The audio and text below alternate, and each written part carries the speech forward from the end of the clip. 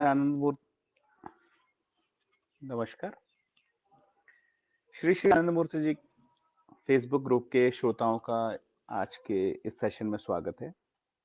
तो जैसा कि पिछली बार हमने डिस्कस किया कि शिव का इस समाज में बहुत ही बड़ा योगदान रहा। उसी के अंतर्गत हम लोग डिस्कस कर रहे थे कि क्या-क्या शिक्षाएँ जो शिव ने दी उस समय और कितना वो इस वर्तमान समय में, इस समय में उपयुक्त हैं, उसकी चर्चा को हम आगे बढ़ाते हैं।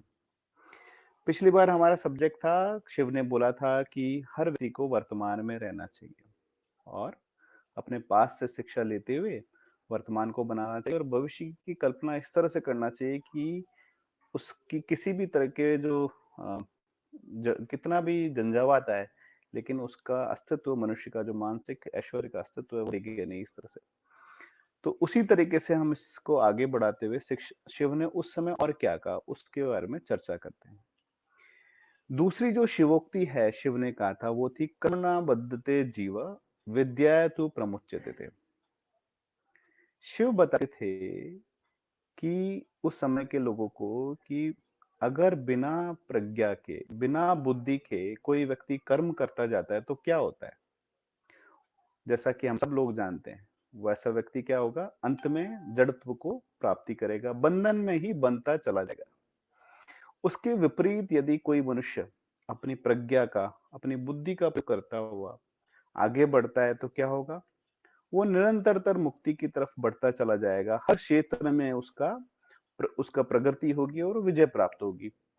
तो इसी चीज को शिव ने अपने अलग-अलग उद्बोधन में व्यक्तियों को समझाया है। शिव ने समझाया उस वक्त व्यक्तियों को कि डिसीजन वो लोग कैसे करते हैं। या तो सामने देखता है कोई भी व्यक्ति, आज के समय में भी कोई व्यक्ति डिसीजन या निर्णय कि उसको क्या करना है, कैसे लेता है।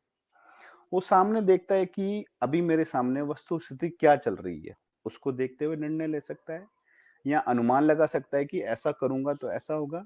या फिर तीसरा जो है आगम, यानी किसी अच्छे व्यक्ति ने ऐसा बोला, मेरे जो ग्रंथ हैं उनमें ऐसा लिखा हुआ है तो मैं ऐसा करूंगा तो ये होगा। तो इन तीन चीजों पे मोटा मोटा व्यक्ति निर्णय लेकर अपने डेली एक्टिविटीज पूरी करता है। लेकिन अनुमान को तो फिर भी अक्सर मनुष्य जो नॉर्मल व्यक्ति है वो उसको छोड़ भी देता है। ज्यादातर व्यक्ति कैसे करते हैं? मनुष्य अपने मन के जो सबसे बड़े सामर्थ्य हैं, जो उसका मन के जो मुख्य काम है, जो दो मुख्य काम है, चिंतन और स्मरण रखना, इन दोनों को अक्सर मनुष्य गलती करता है कि एक तरफ रख देता है और किस पे चल जाता है? उसके आगम पे ऊपर। आगम मतलब उसके ग्रंथों में ये लिखा हुआ है, उसके बड़े लोगों ने ये बोला है। वो वर्तमान में जो चल रहा है, उसके प्रत्यक्ष में जो चीजें हैं, उसको बिल्कुल नहीं सोचता या उसके ऊपर सोच विचार नहीं करता, चिंतन नहीं करता। उसको बिना सोचे समझे वो आगे बढ़ता है और उसी की तरफ चलता जाता है। ऐसा यूजुअली वो क्यों करता है?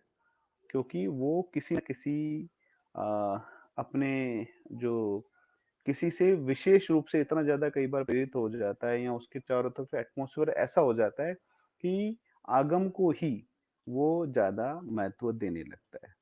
तो शिव बोलते हैं कि सिर्फ आगम को मत देखो। शिव क्या बोलते हैं? किसी भी परिस्थिति को देखो, उसको उसके बारे में चर्चा करो, स्मरण करो, उसको सोचो कि पहले उस परिस्थिति में लोगों के क्या अनुभव रहे हैं और उसके बाद अपने निर्णय लो। आगम के अंदर शिव ने बोला है कि एक त्रुटि और भी हो सकती है। वो क्या त्रुटि हो सकती है? देखिए, आगम जो है, अक्सर लोग बाग जब कोई रिकमेंडेशन देते हैं, कोई चीज बोलते हैं, तो वो देश का पात्र के हिसाब से तो होता ही है, उस कालावधि के हिसाब से होता ही है। लेकिन साथ साथ में उसमें एक त्रुटि और भी हो सकती है। वो त्रुटि क्या हो सकती है? उस व्यक्ति विशेष के भाव, अगर अच्छे भाव हैं तो वो, और अगर वो तो होंगे ही, अच्छी चीज है, उसको आगम को फॉलो करते हैं। लेकिन हो सकता है कि उसका जो मनोवृत्ति है वो भी उस जो उसने जो डिसीजन लिया वो उसमें आरोपित हो जाते हैं। ऐसे में क्या होता है कि मान लो कोई ऐसा व्यक्ति अगर एक बड़ी जनसमूह को जब एड्रेस कर रहा है, अपने विचार व्यक्त कर रहा है, अपने विचार रख रहा है, और जब जन समूह उसको आगम के रूप में मान लेती है, उसको ही सही मान लेती है, तो क्या होता है? एक पूरे समाज के अंदर बड़ी विकृति होने लग जाती है। उस गलत को ही, जो मनुष्य गलत बोल रहा है उसी को ही सही मानकर पूरा समाज उसके पीछे होता है, और इसके वजह से समाज अंधकारमय हो सकता है, उसका भविष्य अंधकारमय हो सकता है, उसकी दुर्गति हो सकती है। तो इससे शिव ने सतर्क रहने के लिए बोला है। जब सतर्क रहने के लिए उन्होंने एक श्लोक बोला, उन्होंने बोला लोक व्यामोह कारक। ये मोह कारक हैं और लोगों को इतना ज्यादा अंधकार में ग्रसित कर देते हैं वो। और इससे क्या होता है कि मनुष्य और उस अधिक से अधिक भविष्य में व्याधिग्रस्त होता है, उसका भविष्य एकदम खराब हो सकता है। तो इससे शिव ने बच के रहने को बोला, और शिव ने बोला कि तुम अपने जो भी कर्म करो वो बुद्धि के साथ होना चाहिए, प्रज्ञा के साथ होना चाहिए। अगर प्रज्ञा के साथ नहीं है आपका कर्म तो कैसा होगा? एक यंत्रवत होगा, और यंत्र कैसा होता है? जड़ होता है। तो जड़ के जैसा आदमी को, व्यक्ति को, मनुष्य को नहीं बनना है। मनुष्य को कैसा होना चाहिए? चिंतनशील होना चाहिए। श्री श्री आनंद मूर्ति जी ने अपनी पुस्तक बुद्धि से मुक्ति, उसके अंदर नव मानवतावाद के बारे में उन्होंने चर्चा करते हुए सब लोग को बोला है कि अधिक से अधिक पढ़ो, लिखो, चिंतन करो, और उस चिंतन करने के बाद जो ग्रहण योग्य चीजें आपको लगती हैं उन्हीं को ग्रहण करो, और फिर आगे बढ़ते जाओ। तो ये एक शिव की बहुत बड़ी जो शिक्षा थी, जो आज के युग के लिए भी उतनी ही प्रयोजनीय है जितनी शिव के समय के लिए थी। क्योंकि शायद आप सब श्रोता लोगों को पता होगा कि आनंद मार्ग के जो सेमिनार्स होते हैं हर साल में 2 बार होते ही हैं, हर हर जिले में होते हैं। तो अभी फर्स्ट कोर्सेज डायसिस सेमिनार्स होने जा रहे हैं सब जगह।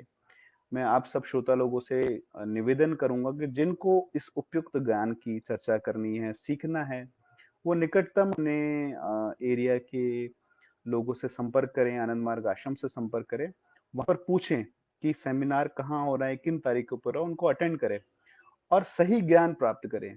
क्योंकि अगर कर्म जो है वो सही ज्ञान से से परिचालित होता है तो ऐसे मनुष्य को उसकी प्रगति अवश्य होती है। और जैसा शिव ने कहा है कि अपने जो कर्म है उसको पूरा अगर हम ज्ञान से, सही ज्ञान से परिचालित करेंगे तो अपने लक्ष्य की तरफ अवश्य पहुंचेंगे। इन्हीं शब्दों के साथ आप सब लोगों का मेरा नमस्कार।